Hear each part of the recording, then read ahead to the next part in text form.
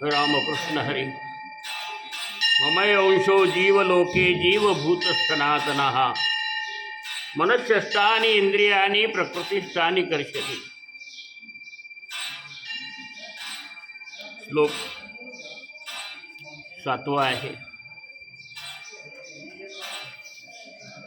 ममय अंशो जीवलोके। जीवलोके म्हणजे या संसारामध्ये, या जीवलोकामध्ये जीवभूत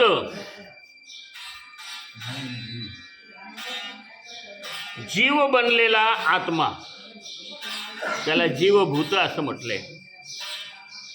मम एव,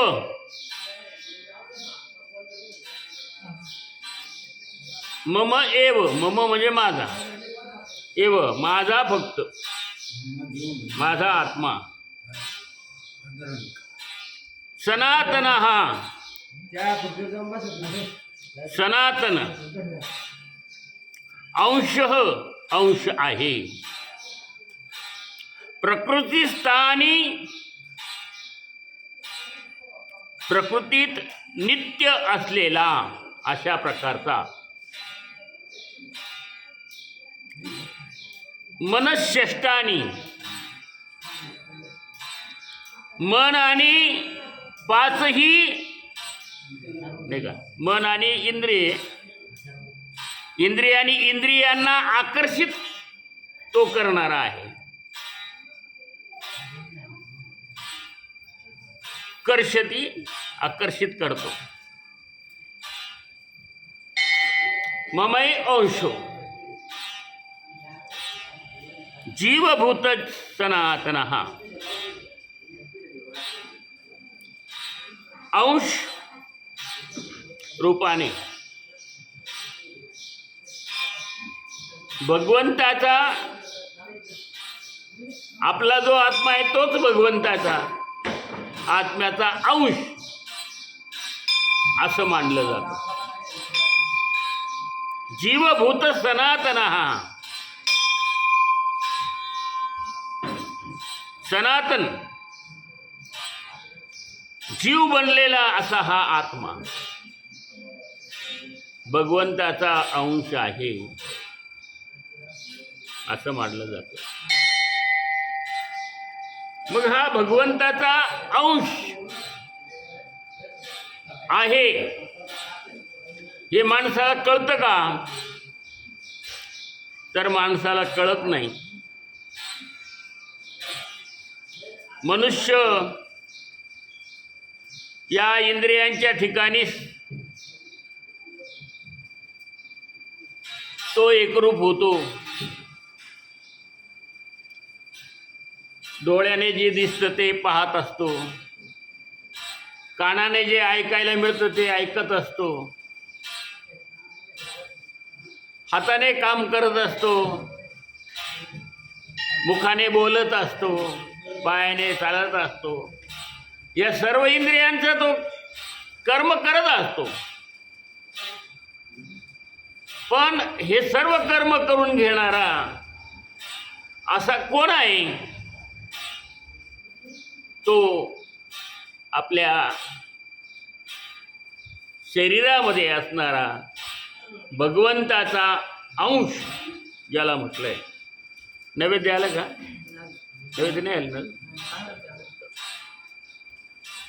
अंतरंगामध्ये असणारा जो भगवंताचा अंश, स्वरूपाने जो आत्मा आहे, हा आत्मा ही सर्व कार्य करत असतो। म्हणून भगवंत म्हणतात की ज्ञान काय आहे आणि अज्ञान काय आहे। ज्ञान हा प्रकाश आहे आणि अज्ञान हा अंधकार आहे। मनुष्याच्या ठिकाणी ज्ञान जर प्राप्त होत असेल, जसं रात्रीचा अंधार संपला म्हणजे दिवस उगवतो आणि मनुष्याचे सर्व कार्य चालू होतात।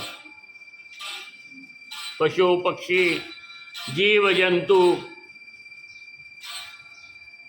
अंधार पडला का पुन्हा सगळं बंद. म्हणून ज्ञान जे आहे, ज्ञान प्राप्ती झाली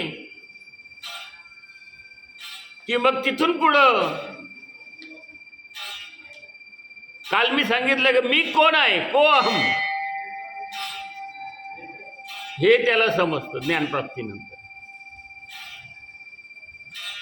तोपर्यंत त्याला मी कोण आहे, मी म्हणजे शरीर आहे असं तो म्हणत असतो. फक्त डोळ्याने पाहायचं, कानाने ऐकायचं, हाताने काम करायचं, पायाने चालत राहायचं, सगळ्या इंद्रियांचे कर्म चालू असतात. पण ते कोणत्या मार्गाने चालू असतात की ऊर्ध्व मूल मद शाखम अश्वत्थम प्रावरम्यम छंदांशी यश प्रणानी संवेद सवेदवित. हा जो वृक्ष आहे आणि याचं खोड जे आहे ते ब्रह्म आहे. ते सुरू कुठून होतं हेच त्याला कळत नाही.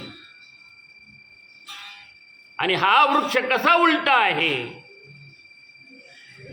हे त्याला कळतं. आणि मग वसंग शस्त्रेण दृढेर चित्वा. मग हा जो वृक्ष आहे हा उलटा आहे. जीवन संपूर्ण दुःखमय कसं आहे आणि आनंदमय कसं बनवता येईल याच्यासाठी त्याचे प्रयत्न असतात. आणि त्याच्यात त्याने वैराग्य धारण केलेलं असतं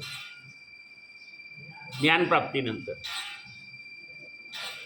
वैराग्य धारण करून या वृक्षाचा बुंदा खोड जे आहे हे तोडून टाकायचं असं. वसंग शस्त्रेण दृढेर चित्वा. दृढ आहे तो तुटत नाही, है की नाही. मन पाखरू पाखरू मनाला पाखराची उपमा दिलेली आहे वैनाबाईंनी.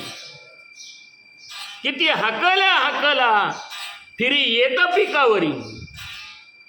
हे मन पाखरू आहे, किती त्याला हाकला बाजूला. त्याला जर सांगितलं ना रोज 11 माळी जपायच्या, ते 11 माळी जपतं का? अहो नको 11 माळी जपू, निदान एक कधीतरी जप. पण ते एकही जपत नाही. त्याला असं वाटतं आता एक जप माळ तरी जपावा, पण ते पुन्हा उडलं दुसरीकडं. ते मन ठिकाण्यावर येत नाही. मंदिरात आल्यावरच काय देवाजवळ एखाद्या वेळेस स्थिर होत असेल एखादा क्षणभर या आठापरा आराम आजारी. भगवंत म्हणतात, माऊली म्हणतात निमिषभर दे, जे निमिषभर तरी दे. पण ते निमिषभर तरी टिकतं का? या इंद्रियांपैकी 11वं इंद्रिय जे मन आहे हे त्या ज्ञानाकडं जाऊ देत नाही इंद्रियांना. आणि इंद्रियांना त्या ज्ञानाकडे जाऊ न दिल्यामुळे मनुष्य अज्ञानात राहतो. विठाला विठाला विठाला विठाला विठाला विठाला. कुंडलिका वरदे हर विठ्ठल. श्री ज्ञानदेव तुकाराम. हरिहर केशव गोविंद भगवान की जय. कृपाळू सज्जन तुम्ही संत